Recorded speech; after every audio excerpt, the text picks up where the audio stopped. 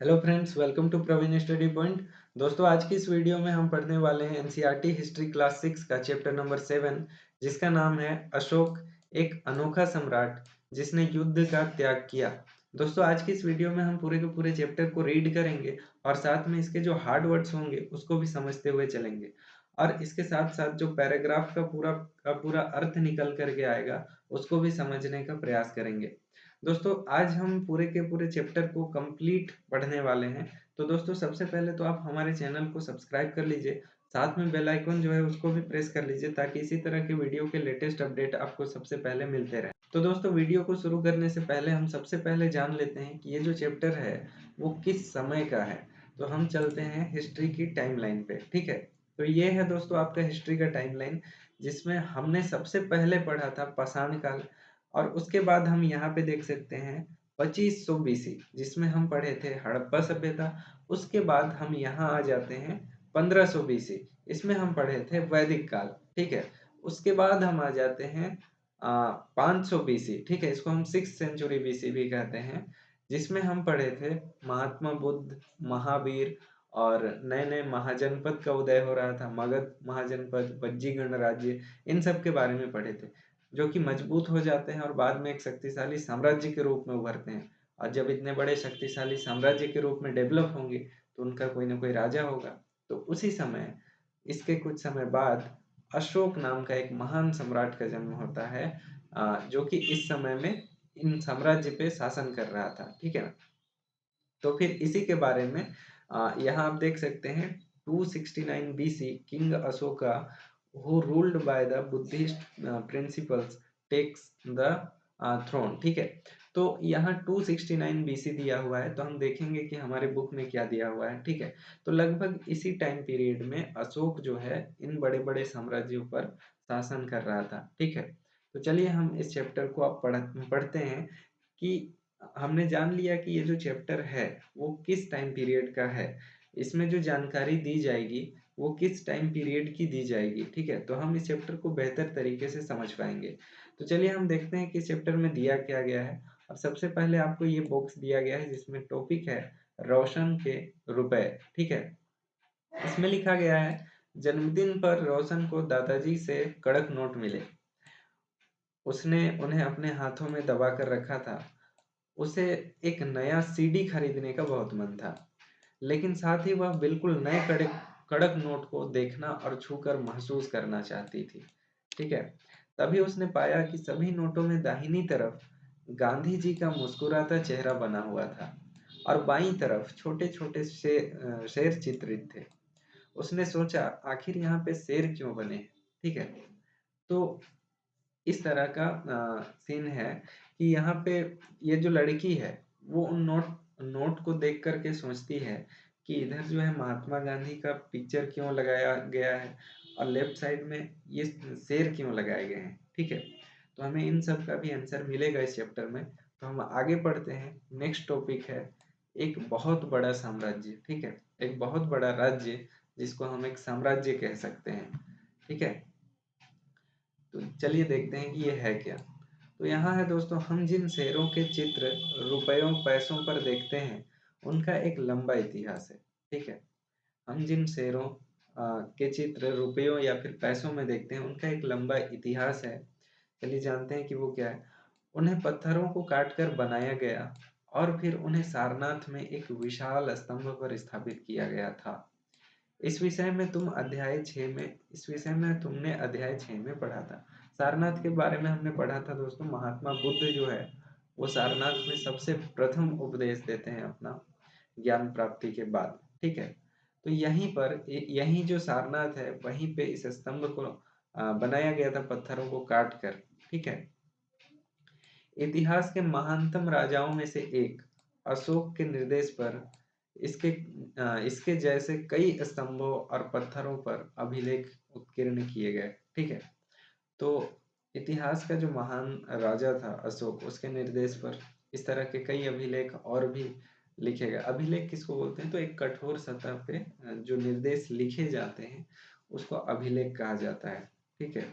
मतलब वो जो कठोर सतह है जिस पे लिखा गया वही आपका अभिलेख हो जाएगा। तो दोस्तों इसके पहले कि हम यह जाने इसके पहले कि हम जाने कि इन अभिलेखों में क्या लिखा है, यह समझने की कोशिश करें कि उनके राज्य को साम्राज्य क्यों कहा जाता है। तो दोस्तों उनके राज्य को साम्राज्य क्यों कहा जाता है, ये समझना है हमको। अशोक जिस साम्राज्य पर शासन करते थे, उसकी स्थापना उनके दादा चंद्रगुप्त मौर्य ने लगभग 2300 साल पहले की थी। चाणक्य या कौटिल्य नाम के एक बुद्धिमान व्यक्ति ने चंद्रगुप्त की सहायता की। चाणक्य के कई विचार हमें अर्थशास्त्र नाम की किताब में मिलते हैं। ठीक है, तो ये जो अशोक का साम्राज्य था उसकी स्थापना चंद्रगुप्त मौर्य ने लगभग आज से 2300 साल पहले की थी। ठीक है, तो और उसकी सहायता किसने की थी, तो चाणक्य नाम के एक ब्राह्मण ने की थी। ठीक है, तो ये जो चाणक्य है उसके विचार हमें अर्थशास्त्र नाम की किताब में मिलते हैं, जो चाणक्य का लिखा हुआ किताब माना जाता है। दोस्तों वंश वंश क्या है, तो जब एक ही परिवार के कई सदस्य एक के बाद एक राजा बनते हैं तो उन्हें एक ही वंश का कहा जाता है। मौर्य वंश में 3 महत्वपूर्ण राजा हुए, एक चंद्रगुप्त, उसका बेटा बिंदुसार और बिंदुसार का पुत्र अशोक राजा हुआ। ठीक है, नेक्स्ट है दोस्तों साम्राज्य क्या था, उस टॉपिक पे हम लोग थे। तो साम्राज्य में बहुत से नगर थे। इनमें साम्राज्य की राजधानी पाटलिपुत्र, उज्जैन और तक्षशिला जैसे नगर प्रमुख थे। तक्षशिला उत्तर पश्चिम में मध्य एशिया के आने जाने का मार्ग था। दूसरी तरफ उज्जैन उत्तरी भारत से दक्षिण भारत जाने वाले रास्ते पर पड़ता था। शायद नगरों में व्यापारी, सरकारी अधिकारी और शिल्पकार रहा करते थे। ठीक है, तो दोस्तों चलिए हम देखते हैं कि तक्षशिला और उज्जैन कहाँ पर है। दोस्तों आप यहाँ पर देख सकते हैं इस मैप में, ये जो ब्लैक कलर का दिया गया है ये है तक्षशिला, जहाँ उत्तर पश्चिम में ये था। ठीक है, और ये जो है उज्जैन, ये रास्ते का काम करता था उत्तर की ओर जाने के लिए। तो ये है उज्जैन। ठीक है, और ये है आपका तक्षशिला। तो दोस्तों इस तरह के और भी कई वहाँ पे नगर थे। ठीक है, और ऐसा माना जाता है कि नगरों में शायद व्यापारी, सरकारी अधिकारी, शिल्पकार ये लोग रहा करते थे। ठीक है, साम्राज्य के बहुत बड़े क्षेत्रों में किसान और पशुपालकों के गांव बसे हुए थे और मध्य भारत जैसे इलाकों में ज्यादातर हिस्सा जंगलों से भरा हुआ था। वहां पर लोग फल फूल का संग्रहण और जानवरों का शिकार करके जीविका चलाते थे। साम्राज्य के अलग अलग इलाकों में लोग भिन्न भिन्न भाषाएं बोलते थे। ठीक है, वे लोग शायद अलग अलग प्रकार के भोजन करते थे और यहाँ तक कि अलग अलग किस्म की पोशाक भी पहनते थे। ठीक है, तो इनके साम्राज्य में इतनी डाइवर्सिटी थी, फिर भी इन्हें एक महान राजा कहा गया है। ठीक है, क्यों कहा गया है, तो इनके शासन करने के तरीके पर और इनके कुछ सिद्धांत थे, उनके हिसाब से इसको एक महान राजा कहा जाता है। तो वो हम आगे पढ़ सकते हैं। दोस्तों नेक्स्ट टॉपिक है राज्य साम्राज्य से कैसे भिन्न है। ठीक है, तो दोस्तों राज्य साम्राज्य से कैसे भिन्न है। पहला पॉइंट, क्योंकि साम्राज्य राज्यों से बड़े होते हैं और उनकी रक्षा के लिए बड़ी सेनाओं की जरूरत होती है, इसलिए सम्राटों को राजाओं की तुलना में ज्यादा संसाधनों की जरूरत भी होती है। ठीक है, ये पहला है। नेक्स्ट क्या है, इसी कारण उन्हें बड़ी संख्या में कर इकट्ठा करने वाले अधिकारियों की भी जरूरत होती है। तो इन सभी कॉन्टेक्स्ट में राज्य जो है वो साम्राज्य से अलग होते हैं, साम्राज्य बड़ा होता है। ठीक है, दोस्तों नेक्स्ट टॉपिक है साम्राज्य का प्रशासन। क्योंकि मौर्य साम्राज्य बहुत बड़ा था, इसलिए अलग अलग हिस्सों पर अलग अलग ढंग से शासन किया जाता था। पाटलिपुत्र और उसके आसपास के इलाकों पर सम्राट का सीधा नियंत्रण था। इसका मतलब यह हुआ कि इस इलाके के गांवों और शहर के किसानों, पशुपालकों, शिल्पकारों और व्यापारियों से कर इकट्ठा करने के लिए राजा अधिकारियों की नियुक्ति करता था। ठीक है, जो राजा के आदेशों का उल्लंघन करते थे, अधिकारी उनको सजा भी देते थे। इनमें से कई अधिकारियों को वेतन भी दिया जाता था। संदेशवाहक एक जगह से दूसरी जगह घूमते रहते थे और राजा के जासूस अधिकारियों के कार्यकलापों पर नजर रखते थे। इन सब के ऊपर सम्राट था, जो राज परिवार एवं वरिष्ठ मंत्रियों की सहायता से सब पर नियंत्रण रखता था। तो इस तरह से साम्राज्य का प्रशासन चलता था। मौर्य साम्राज्य के भीतर कई छोटे क्षेत्र या फिर प्रांत थे। इन पर तक्षशिला या उज्जैन जैसी प्रांतीय राजधानियों से शासन किया जाता था। कुछ हद तक पाटलिपुत्र से इन क्षेत्रों पर नियंत्रण रखा जाता था और अक्सर राजकुमारों को वहां के राज्यपाल या फिर गवर्नर बनाकर भेजा जाता था। ठीक है। लेकिन ऐसा लगता है कि इन जगहों पर स्थानीय परंपराओं और नियमों को ही माना जाता था। प्रादेशिक केंद्रों के बीच विस्तृत क्षेत्र थे। इनके इलाकों में मौर्य शासक सिर्फ मार्गों और नदियों पर नियंत्रण रखने की कोशिश करते थे। ठीक है, प्रादेशिक क्षेत्र भी थे तो, लेकिन इन क्षेत्रों में सड़कों पे और नदियों पे नियंत्रण रखने की कोशिश करते थे ताकि आने जाने की सुविधा हो जाए। ठीक है, बाकी इन पर उतना इंटरफेयर ये लोग नहीं करते थे। ठीक है, आवागमन के लिए महत्वपूर्ण थे। ठीक है, ये नदियां सड़क क्यों थे? आवागमन के लिए महत्वपूर्ण थे। यहाँ से उन्हें जो भी संसाधन कर और भेंट के रूप में मिलते थे, ठीक है, कर और भेंट के रूप में जो भी संसाधन मिलता था उसे इकट्ठा किया जाता था। उदाहरण के लिए अर्थशास्त्र में यह लिखा है कि उत्तर पश्चिम कंबल के लिए और दक्षिण भारत सोने और कीमती पत्थरों के लिए प्रसिद्ध था। संभव है कि संसाधन नजराने के रूप में इकट्ठे किए जाते थे। ठीक है, नजराना क्या है? जहाँ कर नियमित ढंग से इकट्ठे किए जाते थे, वहीं नजराना अनियमित रूप से जब भी संभव हो इकट्ठा किया जा सकता था। ऐसे नजराने विविध पदार्थों के रूप में प्रायः ऐसे लोगों से लाए जाते थे जो स्वेच्छा से इसे देते थे, तो इसको नजराना कहा जाता था। ठीक है दोस्तों, नेक्स्ट यहाँ पे एक बॉक्स करके दिया हुआ है राजधानी में सम्राट। तो चलिए देखते हैं कि यहाँ क्या लिखा है। मेगस्थनीज चंद्रगुप्त के दरबार में पश्चिम एशिया के यूनानी राजा सेल्यूकस निकेटर का राजदूत था। मेगस्थनीज ने जो कुछ देखा उसका विवरण दिया। ठीक है, यहाँ हम उसके विवरण का एक अंश दे रहे हैं। यहाँ पे उसके विवरण का एक अंश दिया हुआ है। सम्राट का जनता के सामने आने के अवसरों पर शोभा यात्रा के रूप में जश्न मनाया जाता है। उन्हें एक सोने की पालकी में ले जाया जाता है। उन्हें अंगरक्षक सोने और चांदी से अलंकृत हाथियों पर सवार रहते हैं। ठीक है, उनके अंगरक्षक सोने और चांदी से अलंकृत हाथियों पर सवार रहते हैं। कुछ अंगरक्षक पेड़ों को लेकर चलते हैं। इन पेड़ों पर प्रशिक्षित तोतों का एक झुंड रहता है जो सम्राट के सिर के चारों तरफ चक्कर लगाता रहता है।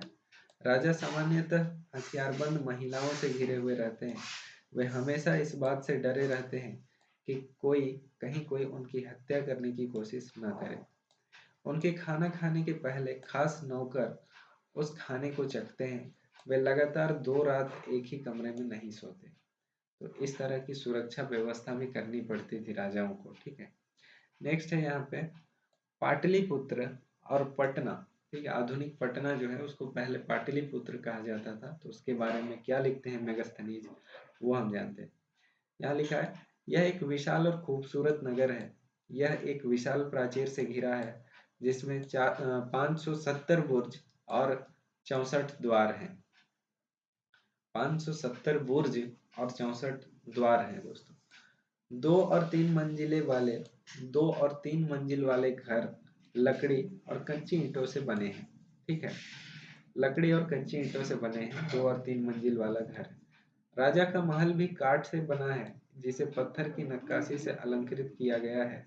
यह चारों तरफ से उद्यानों और चिड़ियों के लिए बने बसेरों से घिरा हुआ है। तो दोस्तों, मेगस्थनीज इस तरह से पाटलिपुत्र के बारे में अपना विवरण देते हैं। ठीक है, तो दोस्तों अब हम नेक्स्ट पढ़ते हैं। यहाँ हमने पढ़ लिया था कि प्रशासन कैसे चलता था साम्राज्य का। नगर भी थे उसके साम्राज्य में, कुछ प्रांत भी थे, कुछ प्रादेशिक प्रांत भी थे। कुछ प्रादेशिक प्रांत थे जिनमें सड़कों नदियों के ऊपर ही नियंत्रण कायम किया जाता था। उनके प्रदेश पर बहुत ज्यादा इंटरफेयर नहीं किया जाता था। और अंत में जंगल वाले इलाके आते थे। कुछ जंगल वाले इलाके भी आते थे। वहां रहने वाले लोग काफी हद तक स्वतंत्र थे। तो जंगल में जो लोग रहते थे वो काफी हद तक स्वतंत्र थे। ठीक है, उनसे यह उम्मीद की जाती थी कि वे मौर्य पदाधिकारियों को हाथी, लकड़ी, मधु और मोम जैसी चीजें लाकर दें। ठीक है, तो वे लगभग अर्ध स्वतंत्र थे। ये सब चीजें ला करके देते थे कभी कभी, लेकिन वे लगभग एक स्वतंत्र जीवन ही जीते थे। इन अधिकारियों का उनके जीवन में बहुत ज़्यादा हस्तक्षेप नहीं था। ठीक है। नेक्स्ट टॉपिक है दोस्तों, अशोक एक अनोखा सम्राट। ये एक अशोक अशोक जो है वो एक अनोखा सम्राट कैसे था। ठीक है। तो इसमें हम देखते हैं, अशोक मौर्य वंश के सबसे प्रसिद्ध शासक थे। वह ऐसे पहले शासक थे जिन्होंने अभिलेखों द्वारा जनता तक अपने संदेश को पहुंचाने की कोशिश की। अशोक के ज्यादातर अभिलेख प्राकृत भाषा और ब्राह्मी लिपि में हैं। ठीक है। ये पहला शासक था दोस्तों जिसने अपने संदेश को पत्थरों पर लिखवाया। ठीक है। स्तंभों पर लिखवाया, यानी कि अपने संदेशों को, निर्देशों को, आदेशों को इसने अभिलेखों पर लिखवा करके जगह जगह पे उसको स्थापित करवाया। ठीक है। और ये अपना जो संदेश देता था वो प्राकृत भाषा में या फिर ब्राह्मी लिपि में लिखते थे, जो कि लोगों की भाषा थी, जन सामान्य की भाषा थी। ठीक है दोस्तों, नेक्स्ट यहाँ पे एक बॉक्स दिया हुआ है तो हम इसको भी पढ़ लेते हैं। कलिंग युद्ध का वर्णन करता हुआ अशोक का अभिलेख। कलिंग युद्ध का वर्णन करता हुआ एक अशोक का अभिलेख है। इसमें लिखा हुआ है, अपने एक अभिलेख में अशोक ने यह बात कही, राजा बनने के 8 साल बाद मैंने कलिंग विजय की। राजा जब बनते हैं उसके 8 साल बाद ये कलिंग विजय करते हैं। लगभग 1.5 लाख लोग बंदी बना लिए गए, 1 लाख से ज्यादा लोग मारे गए। इससे मुझे अपार दुख हुआ। क्यों? जब किसी स्वतंत्र देश को जीता जाता है तो लाखों लोग मारे जाते हैं और बहुत सारे बंदी बनाए जाते हैं। इसमें ब्राह्मण और श्रमण भी मारे जाते हैं, जो लोग अपने सगे संबंधियों और मित्रों को बहुत प्यार करते हैं तथा दासों और मृतकों के प्रति दयावान होते हैं, वे भी युद्ध में मारे जाते हैं या अपने प्रियजनों को खो देते हैं। ठीक है। तो इस तरह की बात अशोक अपने अभिलेख में लिखते हैं।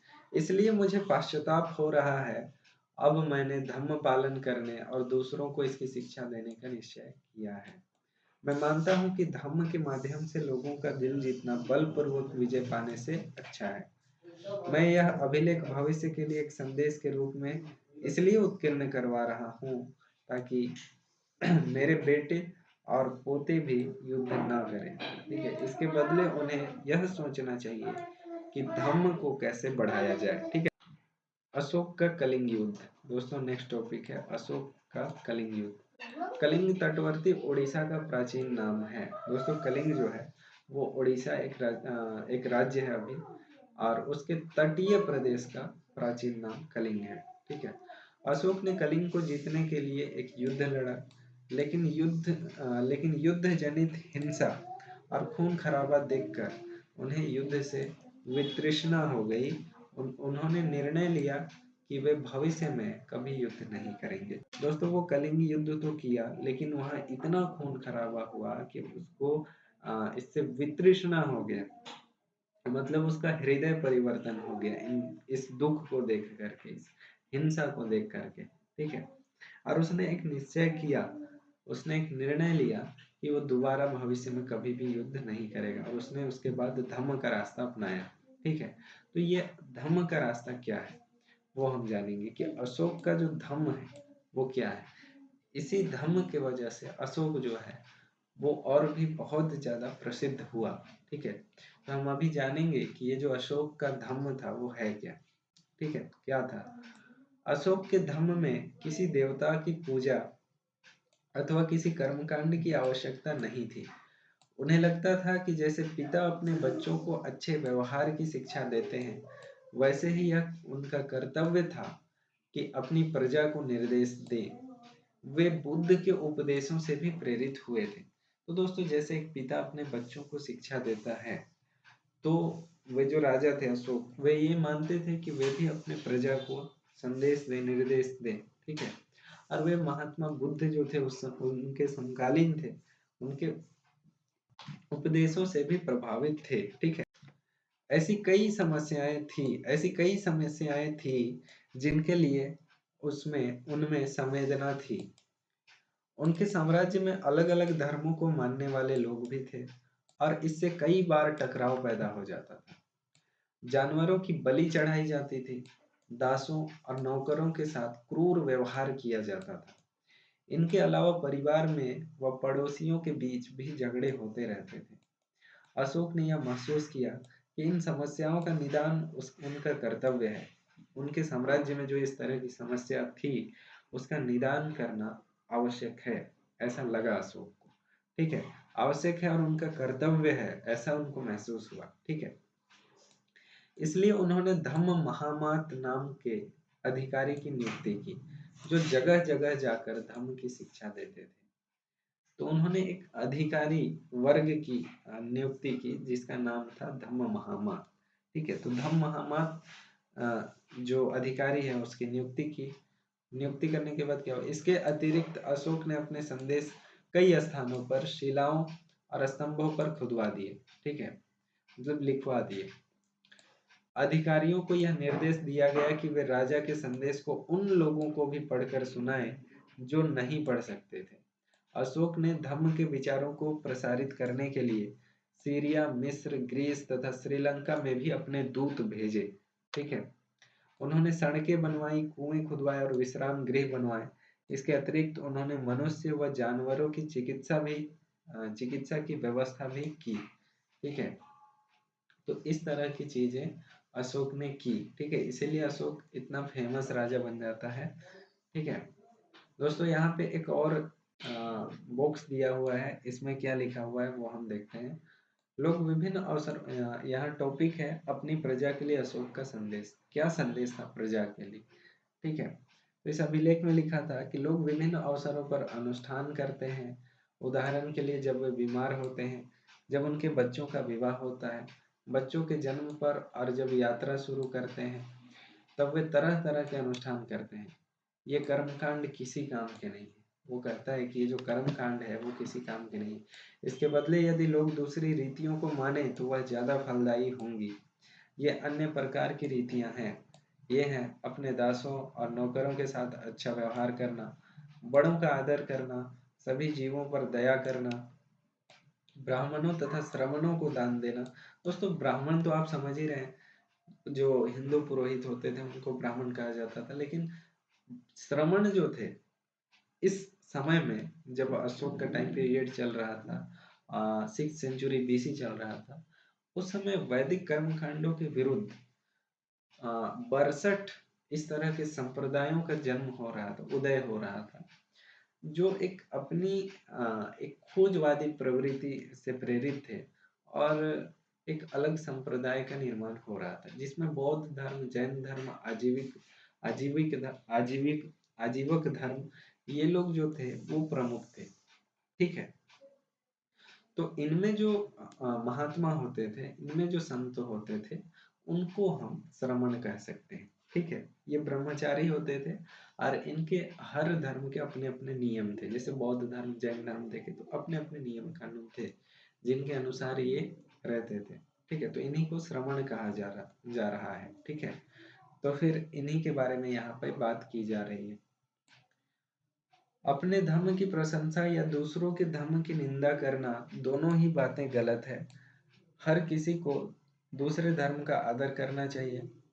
यदि कोई अपने धर्म की बढ़ाई और दूसरे धर्म की बुराई करता है तो वास्तव में अपने धर्म से ज्यादा नुकसान पहुंचा रहा है, अपने धर्म को नुकसान पहुंचा रहा है। तो दोस्तों, सभी धर्मों का आदर करना चाहिए, किसी भी धर्म की बुराई नहीं करनी चाहिए, ये बोलता है अशोक। ठीक है, इसलिए हर किसी को दूसरे के धर्म के प्रमुख विश्वासों को समझने की कोशिश करते हुए उसका आदर करना चाहिए। ठीक है, तो इस तरह की चीजें हैं दोस्तों। इसमें नेक्स्ट यहाँ पे लिखा हुआ है, नेक्स्ट अलग कलर से, भारत के प्रथम प्रधानमंत्री पंडित जवाहरलाल नेहरू ने लिखा कि उनके धर्म आदेश आज भी आज ही हमसे एक ऐसी भाषा में बात करते हैं जिन्हें हम समझ सकते हैं और जिनसे हम बहुत कुछ सीख सकते हैं। अशोक ने धर्म के विचारों को दूर दूर तक फैलाने के लिए उन बातों को बताया जो आपके अनुसार आज भी प्रासंगिक हैं। अशोक के संदेश के उन हिस्सों को बताओ जो आज भी प्रासंगिक हैं। तो ये आपके लिए क्वेश्चन है दोस्तों। तो देखिए दोस्तों, यहाँ पे ब्राह्मी लिपि में अ कैसे लिखा जाता था, देवनागरी लिपि में अ कैसे लिखा जाता है, बांग्ला में कैसे लिखा जाता है, मलयालम में कैसे लिखा जाता है, तमिल में कैसे लिखा जाता है। तो दोस्तों ये लगभग लगभग सेम ही होता है, जो अलग अलग रूप में बदल जाता है अलग अलग भाषाओं में। तो फिर इसी तरह से लिपि की पहचान होती है और उसको पढ़ने की प्रक्रिया पूर्ण होती है। ठीक है, यहाँ पे अन्यत्र दिया गया है, इसमें क्या लिखा हुआ है हम देखते हैं। मौर्य साम्राज्य के उभरने से थोड़ा पहले यानी 2400 वर्ष पहले चीन में क्या हुआ था। चीन में सम्राट ने चीन की दीवार का निर्माण शुरू किया था। ठीक है, इसे बनाने का उद्देश्य उत्तरी सीमा की पशुपालक लोगों से रक्षा करना था। अगले 2000 वर्षों तक इस दीवार का निर्माण कार्य चलता रहा। क्योंकि साम्राज्य की सीमाएं बदलती रही, यह दीवार लगभग 6400 किलोमीटर लंबा है तथा पत्थर और ईंट से बनी हुई है। इसकी ऊपरी सतह सड़क जैसी है और इस दीवार को बनाने के लिए हजारों लोगों को काम करना पड़ा। हर 100-200 मीटर की दूरी पर इस पर निगरानी के लिए बुर्ज बने हुए हैं। और पड़ोसी देशों के प्रति अशोक का रवैया चीनी सम्राटों के रवैये से कैसे भिन्न था, ये आपको आंसर करना है। ठीक है, तो दोस्तों इस तरह से हमने पूरा का पूरा चैप्टर रीड किया और साथ में जो हार्ड वर्ड्स थे उसको भी समझने का प्रयास किया और पूरे के पूरे पैराग्राफ को भी समझा। ठीक है, तो दोस्तों इस चैप्टर से हमने जो जानकारी हासिल की वो सम्राट अशोक के बारे में जानकारी हासिल की। दोस्तों अगर हम इस मैप को देखें यहाँ पर, तो यहाँ लिखा हुआ है जो रेड कलर से है वो अभिलेखों के प्राप्ति स्थल को दिखा रहा है और जो ब्लैक कलर से है वो महत्वपूर्ण स्थल को दिखा रहा है। तो हम इसको एक बार देख लेते हैं। यहाँ पे लंपक, कंधार, मनसेहरा, शहबाजगढ़ा, कलसी, मेरठ, टोपरा, बहापुर, ठीक है, लुम्बिनी, यमपुरवा, लवरिया, अरराज, सारनाथ, कौशाम्बी, गुज्जर, रूपनाथ, सांची। उसके बाद यहाँ पे अगर हम देखें तो पनगुरिया, यहाँ पे गिरनार अभिलेख, यहाँ पे सोपारा अभिलेख, सन्नति अभिलेख, मास्की अभिलेख, ब्रह्मगिरी अभिलेख, यरगुडी अभिलेख, जौगढ़ का अभिलेख, धौली का अभिलेख। ठीक है, तो यहाँ इन सभी जगहों से अशोक के अभिलेख मिले हैं। ठीक है, और यहाँ अगर आप देखें ये पाटलिपुत्र, ये उज्जैन और ये तक्षशिला, ये बड़े बड़े नगर थे उनके। ठीक है, यहाँ से उनका इन्हें गवर्नर बना करके किसी अधिकारी को भेजा जाता था और यहाँ पे शासन भी चलाया जाता था। ठीक है, मेनली ये जो पाटलिपुत्र है इसको राजधानी के तौर पर रखा गया था और यहीं से राजा जो है वो पूरे के पूरे साम्राज्य का शासन चलाया करता था। ठीक है, तो दोस्तों चलिए हम वीडियो को यहीं पे अंत करते हैं और इसी तरह के वीडियो को और देखने के लिए आप हमारे चैनल को सब्सक्राइब कीजिए, साथ में बेल आइकन को भी ज़रूर प्रेस कीजिए। तो दोस्तों आज के वीडियो को यहीं तक रखते हैं, मिलते हैं नेक्स्ट वीडियो में, तब तक के लिए धन्यवाद। जय हिंद।